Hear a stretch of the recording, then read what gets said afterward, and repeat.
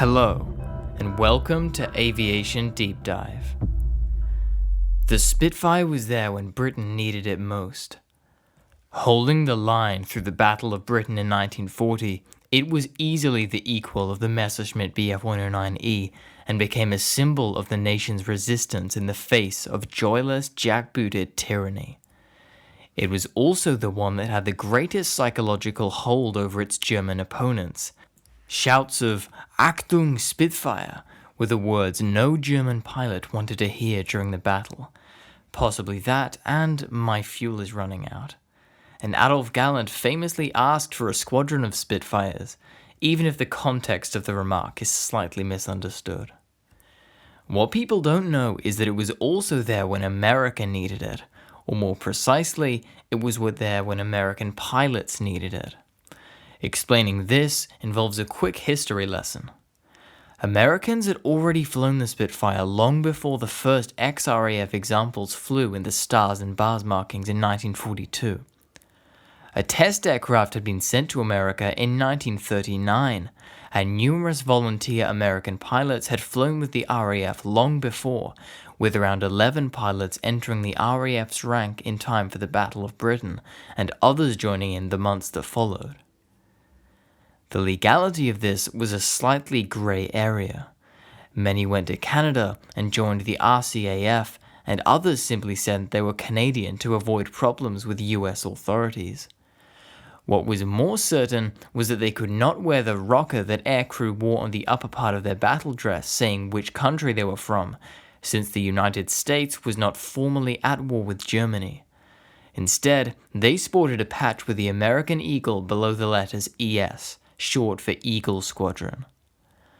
There were 3 of these so-called Eagle Squadrons in the RAF with American pilots: 71, 121, and 133. In August 1941, 71 Squadron transitioned from Hurricanes to the Spitfire Mark II, and then the Spitfire Mark 5B. Number 121 Squadron made the same transition in November 1941, and 133 was also first equipped with Hurricanes and made the switch to Spitfires while it was stationed in Northern Ireland. It was 133rd Squadron who were involved in what was known as the Morlaix disaster, which wiped out the entire unit. After re-equipping with the more advanced Spitfire Mark IX, they were sent on a mission to escort B-17s from the 301st Bombardment Group, who was sent to bomb the Morlaix-Bourgogne airfield in Brittany. A combination of heavy cloud and a 100-mile-an-hour tailwind blew the squadron further south than they knew, which meant that when they came to fly back, they were now flying into a headwind. This made the mistake Brest for the English coast, and as they descended through a gap in the clouds, they were immediately fired on by the German defenders. 4 pilots were killed, 6 became prisoners of war, and pilot officer Robert E. Smith managed to evade capture and made it back to England in January 1943. One pilot, Flight Lieutenant Edward Brettel, was later murdered along with 49 others by the Gestapo in Danzig after the so-called Great Escape. Just 1 Spitfire made it home. This 12th aircraft was flown by pilot officer Richard Norton Beatty, who crashed in Devon due to fuel starvation and was critically injured. He recovered and saw out the war with the 336th Fighter Squadron of the US AAF. The other inadvertent survivor was the commanding officer of 133rd Squadron, Red McAlpin. He had been in London to discuss his transfer to the US AAF on the day of the Morlaix disaster, and was later to lead the 336th Fighter Squadron, the same unit that pilot officer Beatty was from. McAlpin ended the war with 12 victories, as well as the British Distinguished Flying Cross. The losses of the Morlaix disaster aside, the Eagle Squadrons gave the US a nucleus of trained and experienced Spitfire pilots. They were transferred across, along with their Spitfires, to the United States Army Air Force in September 1942, and renumbered as the 334th, 335th, and 336th Fighter Squadrons of the 4th Fighter Group. They were joined by the 307th, the 308th, and the 309th Fighter Squadrons, who arrived directly from the US in June 1942, making up the 31st Fighter Group. The plan seems to have been for them to use the Airacobra, but the experience of 601 Squadron, who flew exactly one combat sortie with the aircraft before abandoning it, suggested that this might not be a very good idea. Instead, they picked up the Spitfire Mark Vs from Atcham and High Urkel and started intensive training. So intense that 20 Spitfires were written off during it. At least one American pilot elected to stay in the RAF. However, Arthur Art Donahue had traveled to Canada and claimed to be the Canadian so he could join the RCAF, and arrived in the ranks of the RAF in time for the Battle of Britain, where he flew the Spitfire and later took part in the Battle of Singapore. He disappeared after ditching in the English Channel, having attacked a Junkers Ju-88. In 1942, he had written to his parents that, "My life may not be long, but it will be wide." The 3 squadrons of the 31st Fighter Group were joined by the 52nd Fighter Group, which also received Spitfires as part of the same reverse Lend-Lease arrangement. As they continued to work towards combat readiness, training detachments were sent to West Hampnet in West Sussex. On August 8th, Spitfires from the 309th were on gunnery practice when they encountered a lone Focke-Wulf FW-190 over Shoreham. Major Harrison Thing damaged it, setting up the first claim over a German aircraft by the USAAF in World War II. There would be fighter sweeps over northern France, and an operation known as Circus 204. A circus was the RAF codename for a daytime bomber attack with heavy fighter escort, and this mission saw the 12 Spitfires from the 31st Fighter Group tangle with as many as 8 Focke-Wulf FW-190s.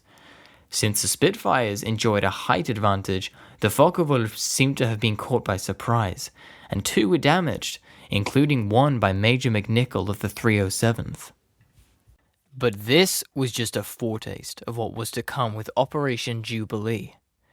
The objective of Operation Jubilee was to see how practical it would be to capture and hold a seaport in northwest Europe, and to demonstrate to Stalin that the Allies were serious about relieving some of the pressure on his armies. Dieppe was selected as the target, with the initial landings taking place on the 19th of August 1942, and around 66 fighter squadrons were involved in covering the attack, including the Eagle squadrons, about to depart for the USAAF, and the 3 squadrons of the 31st Fighter Group, flying from RAF West Hampnet, better known as Goodwood. The 307th Fighter Squadrons flew 3 patrols over Dieppe, losing 2 pilots, one being killed and another taken prisoner. Their sister squadron, the 308th, were airborne at 7 in the morning and arrived over Dieppe with the landings well underway, and the Luftwaffe now on full alert. Worse yet, they were tasked as flying top cover to the forces on the ground at around 8,000 feet, leaving them vulnerable to German fighters diving on them from a higher up. Lieutenant Frank Hill remembered that around 12 Focke-Wulf FW-190s fell on them at around 8 in the morning, shooting down one of the Spitfires. In his combat report, Hill wrote, "My number 3 man called that he was going down, and I saw him bail out, and his parachute was streaming behind him for a good 6 to 10 seconds before it really opened up. He landed in the water and 2 boats were approaching him. It was soon after that we came home." The 308th lost 2 pilots that day. First Lieutenant Buck Ingraham was shot down in the sea and was captured when his dinghy washed ashore, and Second Lieutenant William Dabney was also shot down, but never seen again. They flew a total of 4 patrols, with the last covering the withdrawal from the beaches. The 309th arrived after 7 in the morning, just as dogfights were breaking out between the RAF and the Luftwaffe. Their first victory, and the first victory of any USAAF aircraft in the European theatre, came when Lieutenant Sam Junkin shot down a Focke-Wulf FW-190 and was then shot down himself seconds later, and bailed out before being rescued by an Allied boat. On the eve of the battle, Harry Strawn, who was one of the pilots with the 309th Fighter Squadrons, had written in his diary, Some 31 fighter squadrons, 2,000 Canadian soldiers, commandos, bombers, and boats are going to make landings in the town of Dieppe on the coast of France. We are going to destroy the entire town and hold it for one day. Our job is to escort the boats across the channel. Of course, we will be fighting FW-190s all day. It should be a big show and my first fight. I'll need strength tomorrow. And after the operation was concluded, he added, I guess this is the big day in my life, for I got a real taste of aerial warfare. I got up at 3 a.m. this morning, and by the time we got to the field, everyone was really busy. Planes warming up in the dark, and others in the air on their way to Dieppe, France for the big day.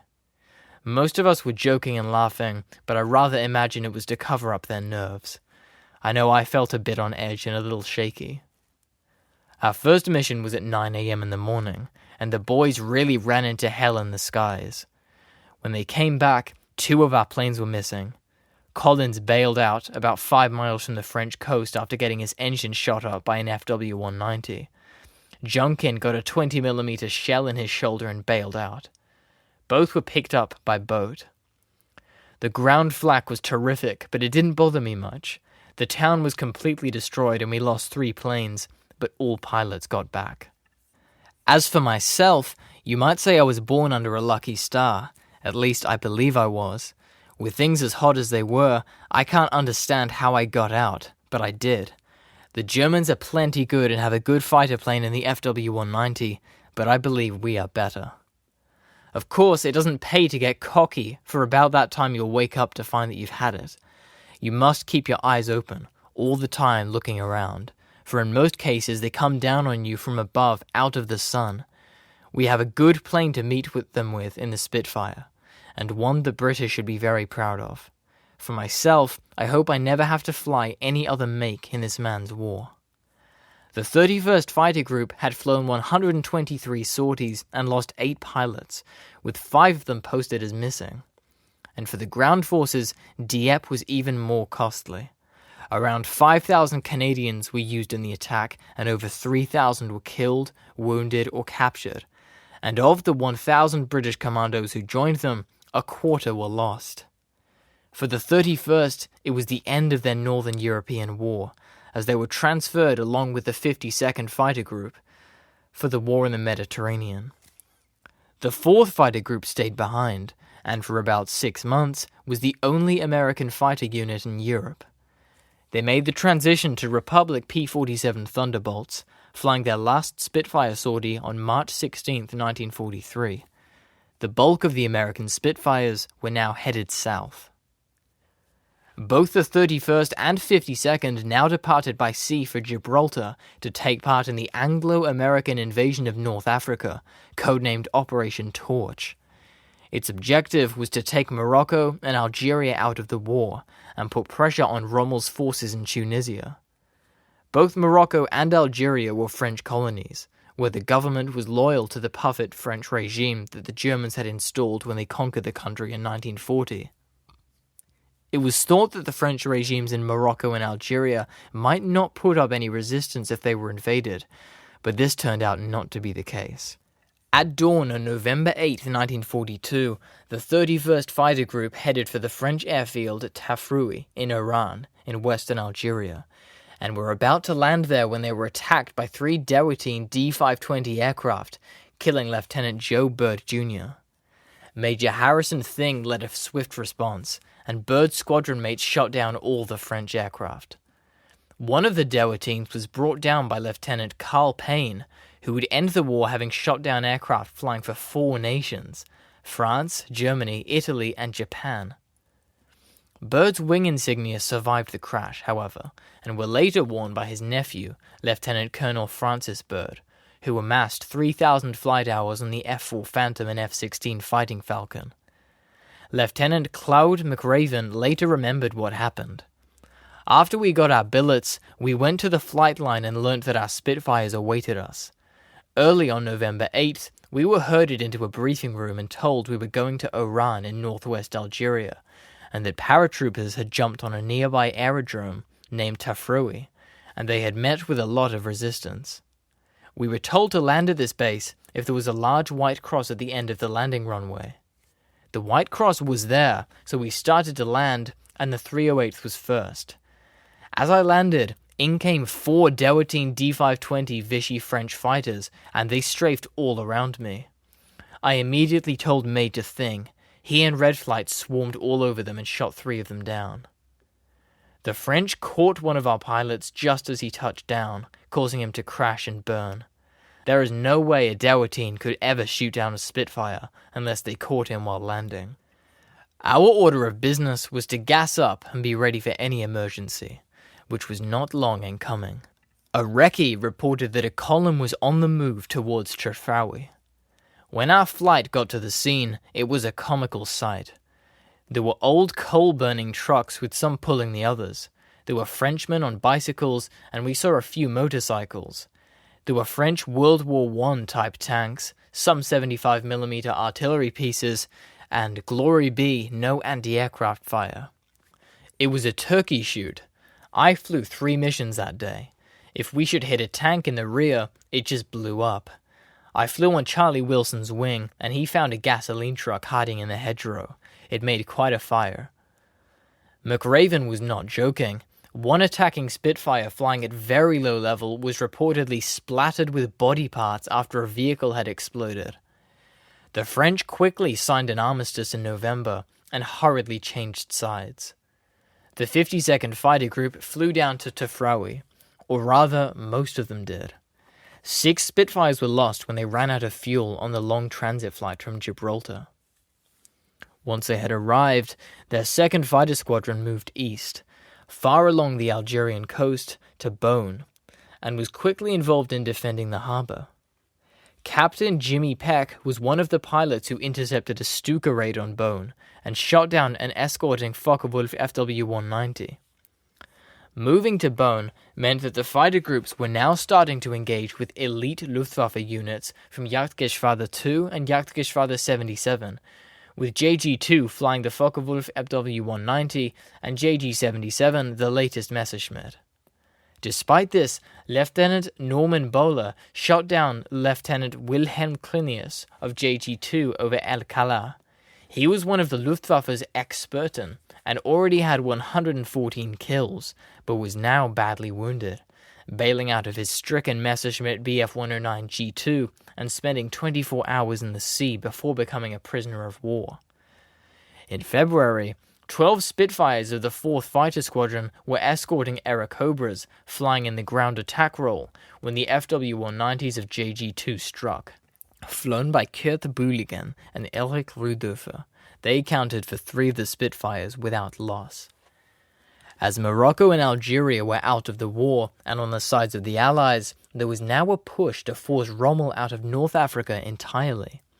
French forces in Tunisia were quickly replaced by the Germans, and fighting broke out between the two sides as the French forces, who were now on the side of the Allies, retreated to the hills. Montgomery was driving hard through Libya to the east, and the pincer set up by Torch-inspired campaign in the west was starting to close. It was clear that Tunisia, caught in the middle, would be his final stand. In mid-February, Rommel did the unthinkable and went on the offensive at Kasserine Pass, which forced a hurried Allied retreat. The 31st Fighter Group's new base at Thelept in Tunisia even looked like it might be overrun. Colonel Fred Dean was the commander of the group, and he remembered, "We were very successful in getting out of our base, even if we didn't have much warning. We had from 2 a.m. until 9 a.m. We had everything packed and ready to go." I was one of the last flights to take off from Thelept. Shells were landing all over the mess area and in the ravine on the side of the hill. All 3 squadrons in the group had several bases to go in the next couple of weeks. The tide of battle slowly started to turn in the Allies' favor, and as the Luftwaffe tried to mount attacks in support of the ground forces, there were opportunities for more victories. 2 squadrons of the 31st bounced a large formation of Junkers Ju-87s with an escort of Bf-109s, shooting down 4 Stukas and a 109 for the loss of 1 Spitfire. The following day, the 52nd Fighter Group shot down 7 109s and 190s, as well as 2 Junkers Ju-88s. Captain Arthur Vinson's wingman was Captain Norman MacDonald, who had led an unusual life, which some rumors suggest had included being in a motorcycle gang. He wrote the following in his combat report for the 22nd of March 1943, which is featured in the book Spitfires and Yellowtail Mustangs by Tom Ivey and Paul Ludwig. On our return trip from Mizuna, Lieutenant Beard called out 2 Ju-88s directly above us heading southeast. I saw the enemy aircraft at about 1,000 feet above us, and I climbed directly up at them. They were flying a 2-ship formation slightly echeloned to the right. I leveled off behind and slightly below their number 2 ship. From 50 yards with 5 degrees deflection to the right, I opened up with cannon and machine guns. My first cannon shells knocked out his right motor and the engine caught fire. Then the cannon shells exploded in the cockpit and along the fuselage, and the whole ship seemed to explode in mid-air. It went down burning. In all, I gave him about 4 seconds of cannon and machine gun fire. I then closed on the number 1 aircraft, who apparently had not seen me yet, and from a range of 25 yards, I opened up with cannon and machine guns with a 4-second burst. I set his right motor on fire. His right wing dropped and my cannon fire hit his left motor, setting it on fire also. Then I saw several other strikes of cannon fire along his fuselage. The plane went into a spin towards the ground. I looked around and saw the first Ju-88 hit the ground in flames. On the 3rd of April 1943, Arnold Vinson led the 2nd Fighter Squadron in a sweep over El Guetar. At about 5:30 in the afternoon, the unit came across 12 Stukas and 6 fighters from JG-77 who were escorting them. MacDonald continues, "As my flight was nearest the Stukas, we went after the farthest formation. They were very slow, so we caught up with them easily. I closed to within 25 to 30 yards of the trailing Ju-87 and opened up with both cannons and machine guns, using about 5 degrees of deflection. A 2 to 3 second burst was sufficient. The motor belched black smoke and slight flame. The aircraft dove down to the left and flew straight into the ground from about 1,000 feet. I closed to the same distance on the next Stuka, and using a similar angle of deflection, opened up with cannon and machine guns in 3-second bursts. The aircraft erupted into flames and broke into pieces in midair. The third victim was about 500 yards ahead. I closed on him easily. He was in a slight climb. Again, my range was no more than 35 yards, with very slight right deflection from slightly below. The rear gunner was firing intensely at me. I opened up with cannon and machine guns, again firing 3-second bursts. Just as we entered a cloud, great chunks of his propeller and parts of the aeroplane flew back, just missing me. When I came out of the cloud, the Stuka was spinning into the ground, emitting much smoke and with pieces flying off. Vinson also scored a Stuka kill, but then got into difficulties with the escorting Messerschmitts. He was protecting MacDonald's tail when 3 got in behind him and shot him down. While Vinson bailed out, he must have been seriously injured, because 2 days later the Germans returned his body. On April 30th, Major Frank Hill was leading the 31st Fighter Group's 309th Squadron as close cover for the 18 North American B-25 Mitchells, with the 308th as top cover. We flew from Les Surs to the coast, then up towards Cape Bon, he remembered. As we neared the Cape, we could see 2 large vessels making large wakes in the water. We were supposed to go around the Cape and go into the Gulf of Tunis to bomb some shipping that was in the harbor. But here there were 2 very large ships, so the bomber commander decided to lay their eggs there. Just as we were making our first bombing run, we saw 9 Me-109s above us and to the right, and a fight could see the inferno 20 miles away. We flew back to home base with the 109s pursuing us most of the way, but they missed and we made it back to the celebrations at our base. A few days later, the 31st Fighter Group got into a fight with Bf-109s and Macchi 202s, ending with Lieutenant Colonel Thing and Major Frank Hill becoming aces. Hill would end up as the leading USAAF Spitfire ace with 7 kills, and the unit would end the campaign with a total of 61 kills. Arnold Vinson had become an ace, albeit posthumously, along with Norman MacDonald. They were soon joined by another, Lieutenant Sylvan Field, meaning that the 52nd Fighter Group was now home to 3 Spitfire aces and would claim a total of 86 victories for the campaign. The Africa Corps surrendered on the 13th of May, meaning that the 2 fighter groups who would now be used in the invasion of Sicily, 100 miles away across the Mediterranean. They would, however, be flying different Spitfires. Previously, they had flown aging Mark Vs, which makes their victories over the Messerschmitts and Focke-Wulfs all the more impressive. Now they would have the latest Mark 9s and Mark 8s.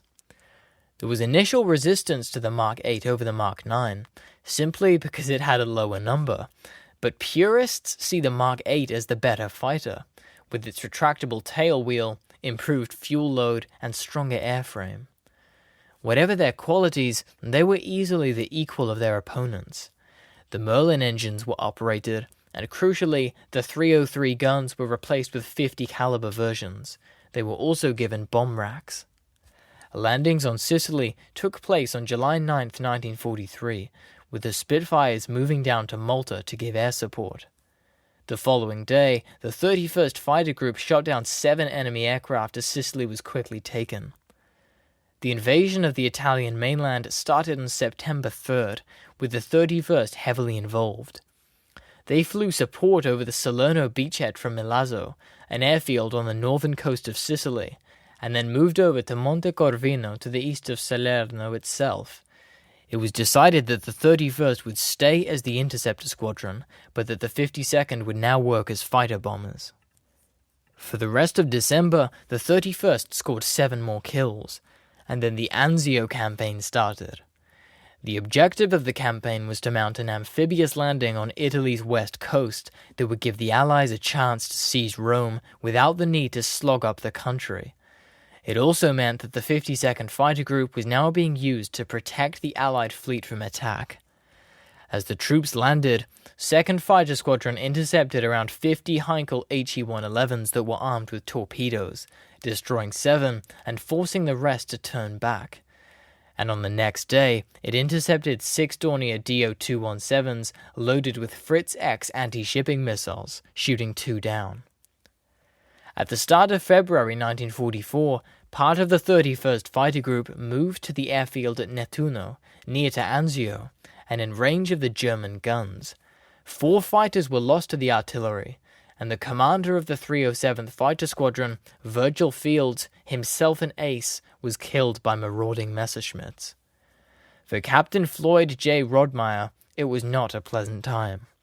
The 307th was designated as the Assault Squadron. A runway of sorts was bladed out of the beachhead area, and the 307th operated from there. Another debacle. Our squadron was being shelled by German artillery. I remember hearing of one incident where a flight of Spits was taxiing out to take off when a shell landed in front of one. Fortunately, the shell was a dud and only made a large depression in the ground. After many days, the 307th was ordered to evacuate. For the next several weeks, the majority of our missions were over Anzio. There were a few escorts for the B-25s and B-26s, but most of the times we were defending Anzio real estate. The Luftwaffe ran many missions against us, and we were frequently outnumbered.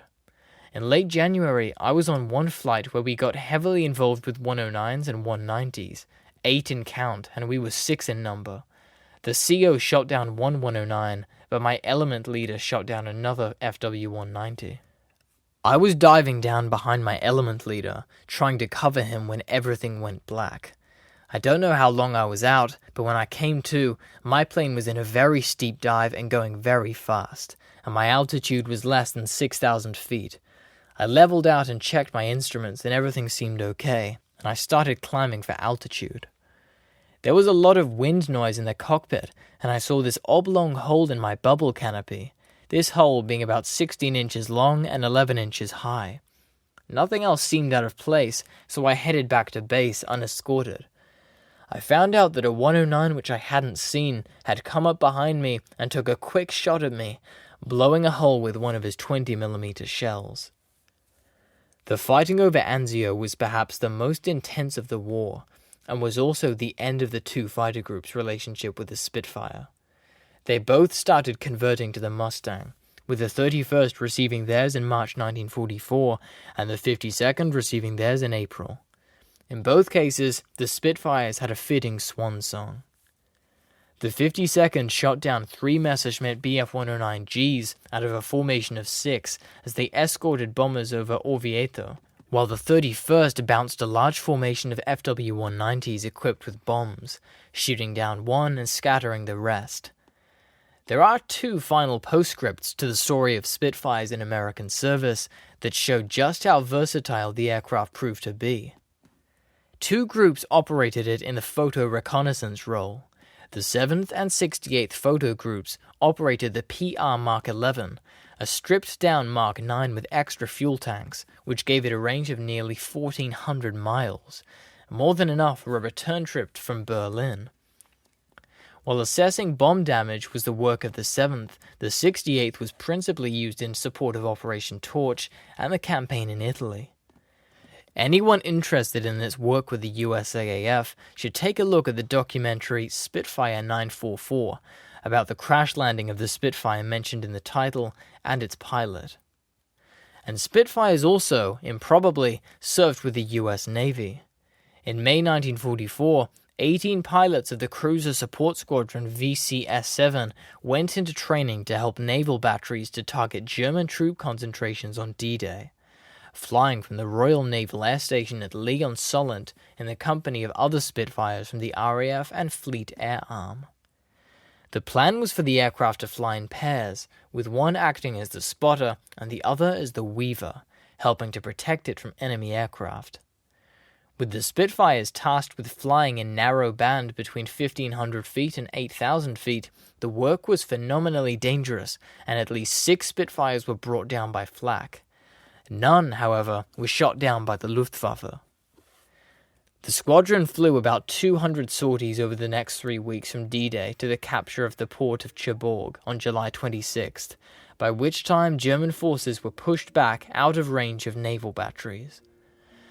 It makes for a strange postscript to the Spitfire story, but an oddly fitting one. To the British, the Spitfire occupies a privileged place as the iconic symbol of the country's wider war effort.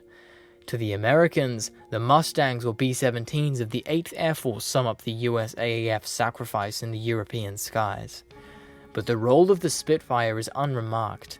That seems unfair, as it was the aircraft that gave the first brave arrivals onto Britain's shores a mount worthy of their talents as airmen, and lent important extra weight to Allied firepower from Iran to Anzio.